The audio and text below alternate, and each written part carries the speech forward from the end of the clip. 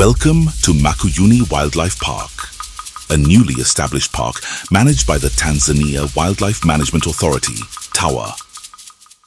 Leo hii tumepokea wageni raia wa Australia wapatao 24 ambao wamefanya utalii wa picha ndani ya hifadhi ya Makuyuni Wildlife Park. Pleased to be in Makuyuni Wildlife Park today. I'm currently travelling through Tanzania with a group of 24 veterinarians from Australia. I thought this was a unique opportunity to be able to bring them here over the other parks because we are able to be able to observe the oryx here, a species that we haven't been able to see in many of the other parks. So far we've already seen a fantastic lion kill, apparently from pride of 7 lions. We've also seen a couple of adolescent and adult male elephants all drinking at the water hole.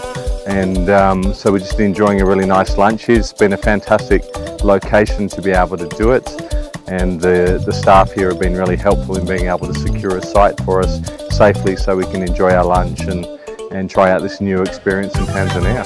Leo tulikuwa na eventi sio ndogo, ni kubwa, kwa sababu tulikuwa tuna wageni 22 na wakurugenzi wetu 2 pamoja na timu nzima madereva. Kwa hiyo tunashukuru sana TAWA, wamekuwa ni msaada mkubwa na tunaahidi tutarudi tena, na ninaweza kuambia tu makampuni mengine ya watalii kuna vitu vingi wanaweza kufanya. Makuyuni Wildlife Park ni park mpya, mbali tunakuja kuona wanyama. Sisi tumepokelewa vizuri, kuanzia timu ya wapishi, sisi wenyewe.